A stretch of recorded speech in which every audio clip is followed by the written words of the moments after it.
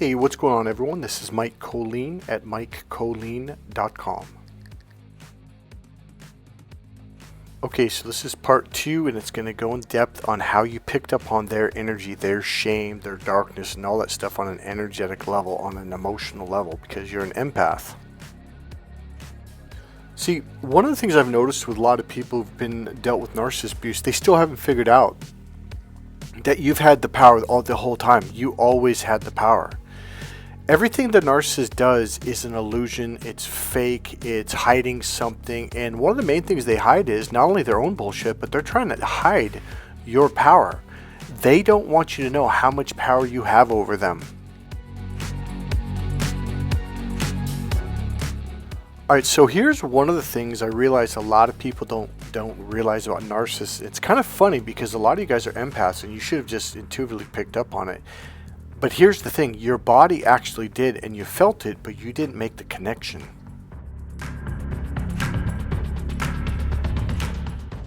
Narcissists have a ton of shame, and that is what they're hiding from the world. They're doing everything in their power to act like they don't feel ashamed, that they don't feel shameful, that they're just guilt-ridden, full of anxiety. So here's what essentially happens. Your body is picking up on their shame. So I'm a very highly tuned in empath. I can walk in a room and I can go, whoa, there was just a fight here probably about 5 minutes ago. And I'll walk up to someone either in the room or, like, say if it's a coffee shop, I'll walk up to the cashier and say, hey man, was there like a fight or an argument here about 5 minutes ago? Like, yeah, how'd you know? I was like, oh, I can feel it. And like, what? And so you can feel it. Or I'll walk in the room in a really good mood and all of a sudden I'll feel like really like depressed or something.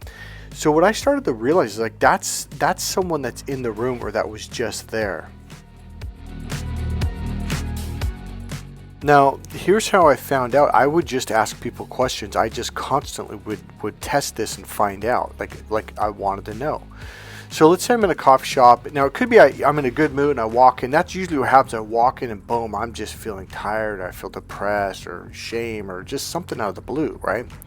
So another way you could do is you could be in there and just zoom it along. You're, like me, if I was writing my book, Cracked Female Code, and I was in just a super good mood, all of a sudden I just felt depressed, like out of the blue for no reason at all. Everything was going good.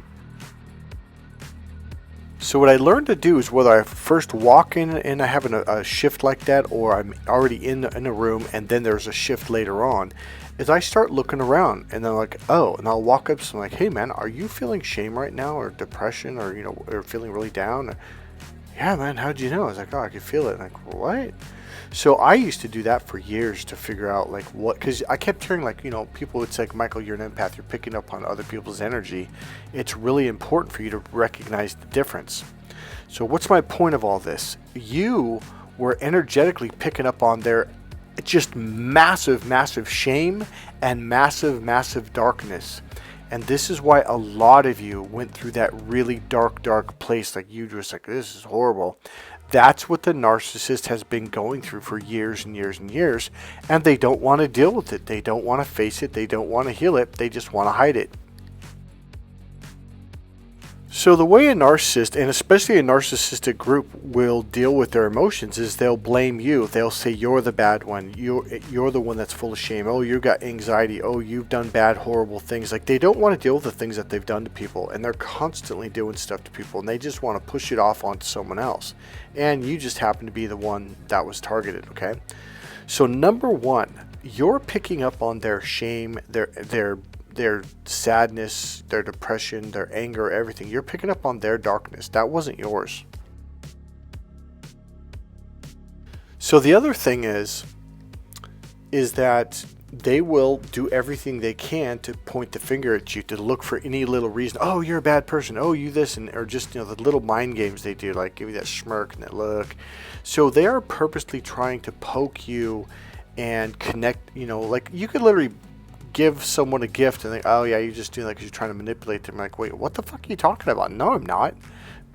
Because if they were buying someone a gift, that's what they would do. So now they're projecting that onto you. So long story short, you're picking up on their emotions and energy, and they're also doing things to make you feel bad. Alright, so here's the final hoovering. So you may, like I even moved away from my ex because I had been through this cycle about 5 times or more at this point. I was just so sick and tired of the bullshit. I was like, I am fucking done. I literally physically had to move to another county, maybe it was 2 counties over, about an hour and 10-minute drive. She quit her job. She moved over here about a month or so later, gave up a great paying job, and it just blew my mind. Like, what are you thinking, man? And so she told me she was in love and wanted to get back together, and I was the one, and yep, all the hoovering bullshit, right? She paid for lunch and did all these special things and all this nice stuff, like it was in the beginning of the relationship. Yeah, that's what we call the hoovering, the love bombing phase. So she was already in a relationship with someone in Southern California. It was just a matter of, waiting to move down there, etc. And so she figured she'd come back and basically destroy me first, and that was the goal. It's the final hoovering to destroy, right? Which absolutely intensely backfired on her, because I said in the last video, I started a dating relationship coaching business. I was actually really good at it, or still am really good at it, and my life just took off. It was in a good way, a whirlwind of traveling from East Coast, Midwest, West Coast, up and down California coast. It was a freaking blast. And the thing about it is, like, she had to watch that, because it was on my website, it was on my social media, etc. So here's the deal. This is the quick version. So here's essentially what happened. Is the reason why they come back, because you think like, well, yeah, you moved away, I mean, it's over. It's like, like we actually left on pretty good terms. Like, we were actually very kind to each other, and I just thought it was completely over. And no, they got to come back and completely destroy you. Now here's why. What they're trying to do is they're trying to smash you completely and totally down. Okay, as I've said in the video that this is the shortened version of, is the reason why they're trying to smash you completely and totally is because they want to make sure that you can never get into another relationship. They want you to be so insecure, so devastated, and so afraid to open your heart to someone else again that you never get into another relationship. And it's another reason why they cut you off from all your friends and convince you that these people are bad for you and your family. They want you isolated, all alone. And you think, but why? They're leaving. Yeah. So they can, so the reason is so they can come back at a moment's notice, and you'll just boom, let them in the door that night, and let them sleep with you, and stay overnight, etc. So in other words, if they get bored with their new target and they completely crush them, whether it's 3 months, 6 months, a year, 2 years later, even 3 or 4 years later, they want to be able to come back and pop in your life just like that, or just in case that person catches onto their games and realizes they're a narcissist. It's like, oh fuck this, and they get discarded by their new target. So the point being is they have a bunch of different people, a bunch of different groups of people that they've completely destroyed and are looking for them to come back. Because the way they set up is, God, it's a short version, but man, maybe you should just listen to the other one. It really goes in depth. The way they mirrored you was they gained rapport with your unconscious mind, but it was more than just rapport. It was like what's the word for it? They hijacked your system. So when they're doing mirroring, it's not the same thing as NLP, matching and mirroring. This is what you do when you're an infant, when you're a baby. It's called imprinting. So what they're doing is they're becoming you. They're talking like you. They're using the same words. They try to say the words the way you say. So what happens is your unconscious mind believes that they are you, just like when you look in a mirror. So when you look in a mirror and you're brushing your hair, look in your eyes, you know that's you. So if you say something, you know that it's you saying it. So the confusion is it's an unconscious process that does the same thing. So when they hijack your system, when your system believes that they are you, so here's what happens. When they hijack your system and your unconscious nervous system begins to go, oh, that's me. When that person speaks, your unconscious mind thinks that it is speaking. So your unconscious mind thinks that it's the one that is speaking, even though it's not. It's them. So once they have gained this hijacking of your system, that's when they take you into the devaluing stage, and they begin to devalue, they begin to dehumanize you. Because what happens is your unconscious emotional nervous system begins to believe that, oh, I hate myself. Oh, I don't like myself. Oh, I don't, I'm no good. I'm, all these horrible things. Now, stop and think about it for a minute. Just 1 second. Isn't that essentially what you went through? Isn't that why you went into hibernation? And you basically cut people out of your life, and all of a sudden for a year, 2, 3 years, you literally isolated yourself because you felt horrible. Well, that's what it was. They hijacked your system, and all they did during the devaluing stage was make sure that they completely, totally crushed. It's like literally like a hard drive in a computer. It's like they went in there and they completely reprogrammed everything into being negative and depressing and down, self-hate, no love, no self-love, etc., etc. So all of a sudden you have this new program or this new programming in your hard drive, or now I forget the new hard drives, not called hard drive now, but whatever they're called now, is all of a sudden you've got this new programming in your system and you just feel horrible, and all you want to do is you want to go hermit mode and you want to hide from the world, and a lot of you did. I know I did.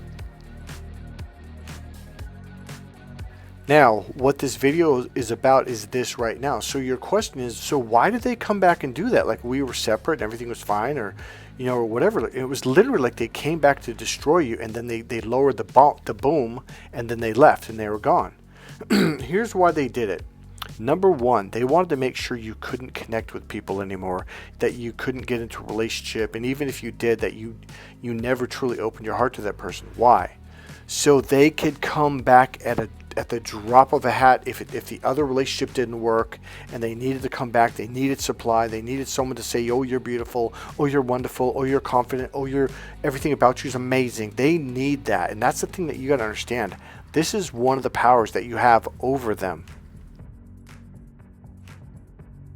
All right, so now the reason why they crush you completely is they want to make sure they can come back at a drop of a hat, whether it's 3 months, 6 months, a year, 2, 3, 4, 5 years later. They want to be able to just boom, call you, walk in the door, okay? Now, why is this? It's because they don't have the ability to bond with other people in a healthy way, okay?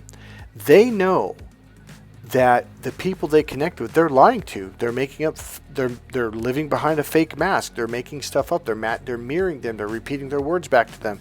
They know eventually that person's going to figure out they're narcissist, or get sick and tired of the games and the bullshit in the valuing phase. They're going to be like, fuck this guy or girl, and they'll be like, I'm out of it. And so they need to know that they can come back to you. That's what this is all about. So the reason why this backfires sometimes is because when they destroy you at that level, like something inside you fucking snaps. Something just says, fuck this, I'm sick and tired of it. And what it does though, it snaps. It makes you say, I am done playing by all these rules that all these people, from my family, my parents, to society, to everyone, made me live by. And all of a sudden, you don't care what people think. It's called going supernova. All of a sudden, you start going to clubs, you start going to parties, you start making new friends, you start having a fucking blast because you don't care about what people think of you. And that really is the gift of narcissist abuse.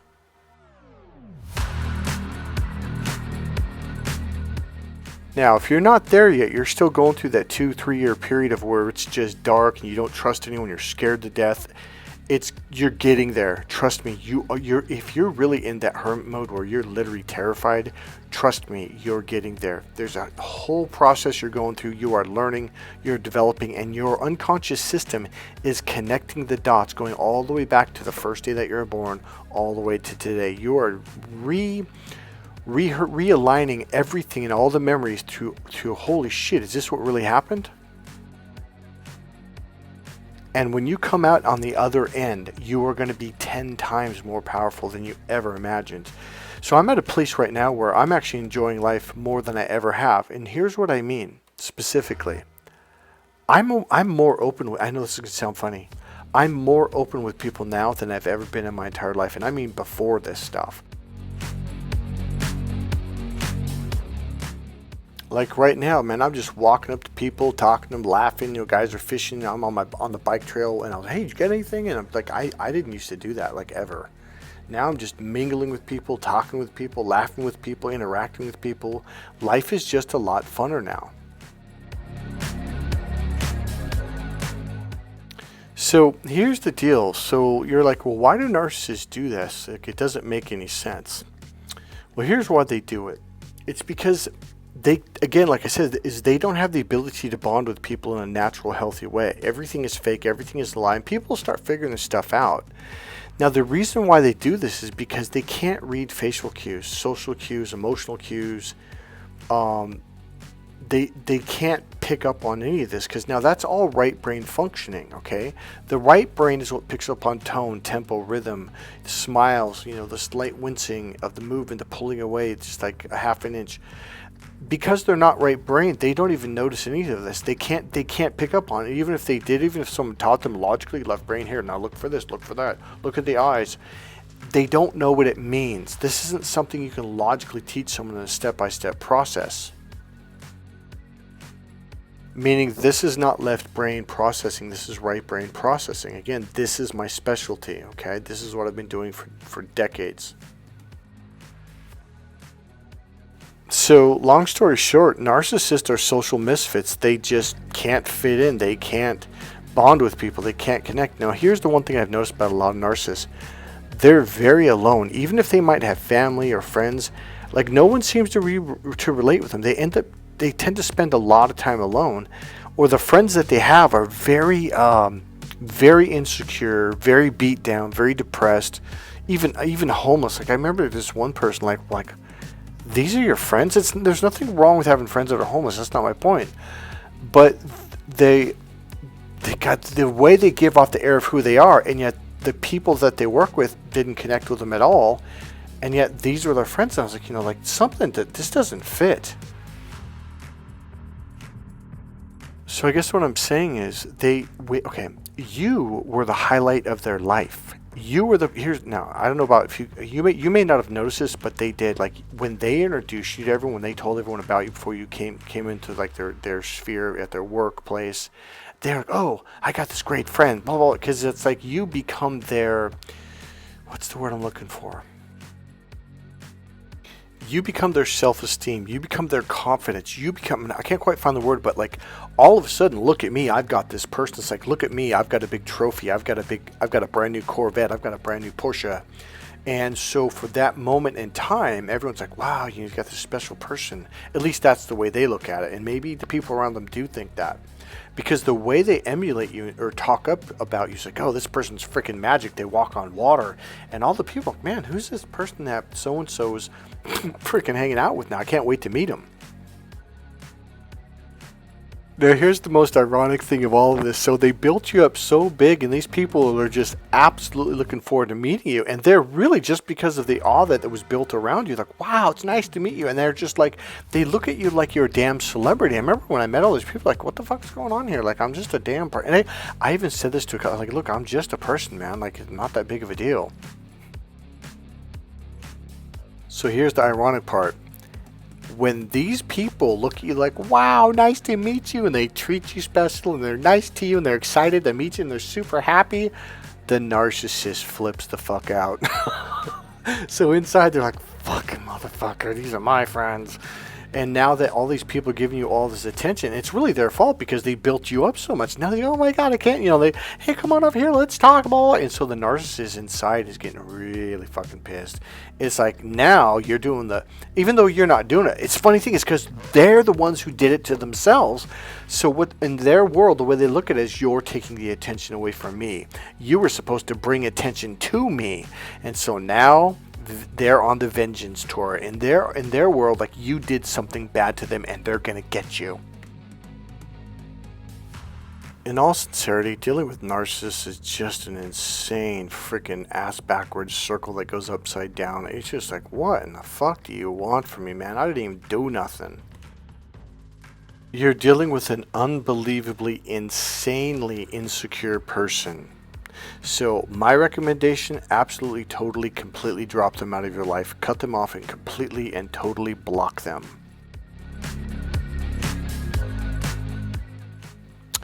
Remember, guys, click subscribe, click the like button, and if you want, you can make a donation in the description box below, or you can go to my website at mikecolleen.com and buy one of my dating relationship books.